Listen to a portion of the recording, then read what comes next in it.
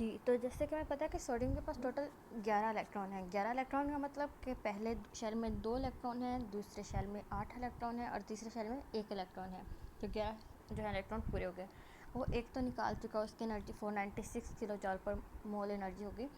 अब वो second electron तो नहीं निकालेगा क्योंकि उसके पास जो सेकंड वाले शेल में 8 इलेक्ट्रॉन पूरे हैं, उसका ऑक्टेट कंप्लीट है, वो कभी भी इलेक्ट्रॉन नहीं निकालेगा और अनस्टेबल नहीं होगा। तो एक एग्जांपल है हमारे पास Mg की, मैग्नीशियम की। मैग्नीशियम के पास टोटल कितने इलेक्ट्रॉन होते हैं? 12। तो अब इसके आउटर मोस्ट में इलेक्ट्रॉन में दो इलेक्ट्रॉन है। तो जब ये पहला इलेक्ट्रॉन निकालेगा तो उसकी आयोनाइजेशन एनर्जी होगी 738 किलो जॉल पर मोल एनर्जी।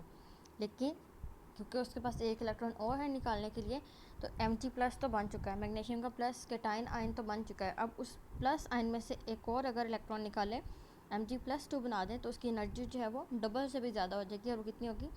1451, मतलब 1451 इतनी एनर्जी उसकी हो जाएगी।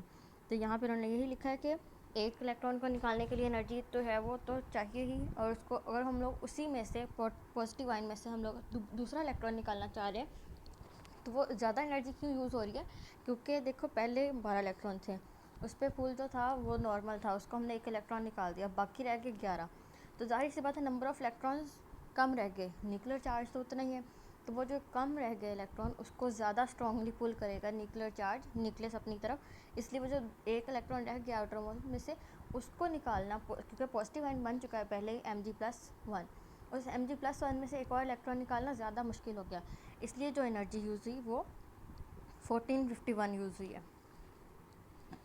अच्छा, अगर हम इसके ग्रुप में इसकी वेरिएशन देखें कि ग्रुप में ये कैसे वेरी करते हैं, जैसे आपने पढ़ा कि एटॉमिक साइज़ और आयनिक साइज़ जो है वो डाउन द ग्रुप इंक्रीज़ कर रहा है।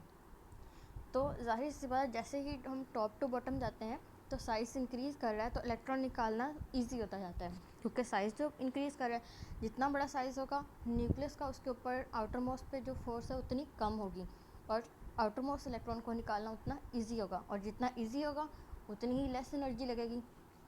इसलिए जब हम टॉप टू बॉटम जाते हैं तो उसका साइज़ जो है किसी भी एटम का किसी भी ग्रुप में वो इंक्रीज़ होता जाता है फ्रॉम टॉप टू बॉटम, ये हमने कल पढ़ा था। तो जब साइज़ इंक्रीज़ होता जाता है तो हम उसमें से इलेक्ट्रॉन निकालना जो है हमारे लिए ज़्यादा इजी होता जाता है, तो वो जो एनर्जी यूज़ हो रही है वो भी कम होती जाएगी।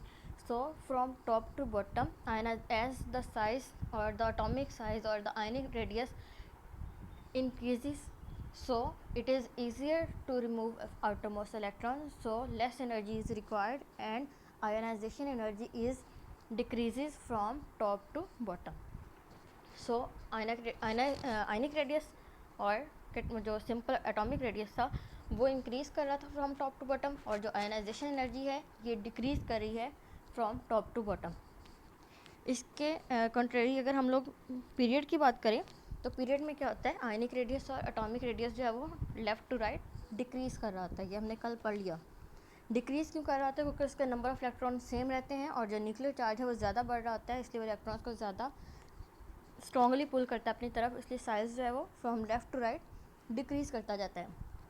अब जैसे ही साइज़ जो है वो पीरियड में डिक्रीज़ कर रहा है, तो आउटर मोस्ट इलेक्ट्रॉन को निकालना मुश्किल होगा, क्योंकि साइज़ डिक्रीज़ हो गया, न्यूक्लियस का आउटर मोस्ट इलेक्ट्रॉन पे ज़्यादा होल्ड हो गया, ज़्यादा उसका पावर हो गई, तो आउटर मोस्ट इलेक्ट्रॉन को निकलने नहीं देगा, तो उसको निकालने के लिए हमें ज़्यादा फोर्स लगानी पड़ेगी। तो इसलिए हम जैसे ही लेफ़्ट टू राइट जाते हैं पीरियड में, तो साइज़ डिक्रीज़ होता जाता है, तो हमें ज़्यादा एनर्जी लगानी पड़ेगी, तो आयोनाइजेशन एनर्जी जो है वो ज़्यादा होती जाएगी। तो ट्रेंड ये बना, from group in a group from top to bottom ionisation energy decreases, and from left to right ionisation energy increases. अच्छा, यहाँ पे एक उन्होंने ग्राफ भी बना दिया एटॉमिक नंबर का। अब ये कौन से ग्रुप की बात की गई है? पहले ग्रुप है लिथियम, सोडियम, पोटेशियम, रुबिडियम और सीजियम। अच्छा, ये टॉप टू बॉटम जा रहे हैं। लिथियम का साइज़ छोटा है, सोडियम का उससे बड़ा है, पोटेशियम का उससे बड़ा है और रुबिडियम का उससे बड़ा है। ये तो आपको पता है, size down the group increase हो रहा है। लिथियम का क्योंकि छोटा है, उसमें से इलेक्ट्रॉन को निकालना मुश्किल है, इसलिए उसकी एनर्जी 500 से अबव है। सोडियम की बात की जाए, उसका साइज़ लिथियम से एज़ कम्पेयर टू बड़ा हो गया, क्योंकि उसमें 11 इलेक्ट्रॉन आ गए। जब 11 इलेक्ट्रॉन आ गए तो उसमें से उसका साइज़ बड़ा हो गया, उसमें से इलेक्ट्रॉन निकालना ईजी हो गया, तो उसकी जो एनर्जी है वो 500 से कम हो गई।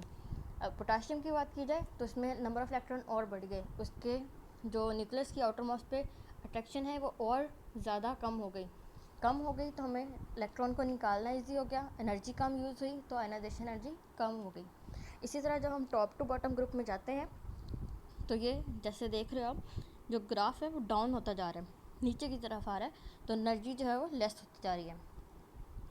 इसी तरह अगर हम पीरियड की बात करते हैं तो ये पीरियड उन्होंने शो किया हुआ है पहले ही। इसमें अगर देखो तो सबसे पहले हाइड्रोजन है, उसको तो हम सेपरेट कर रहे हैं। यहाँ पे वेरिएशन जो है वो थोड़ी सी डिफरेंट भी आ रही है कि ऊपर नीचे हो रही है, लेकिन एक्चुअली जो ट्रेंड है इसका वो लेफ़्ट टू राइट जो है वो डिक्रीज़ होगी।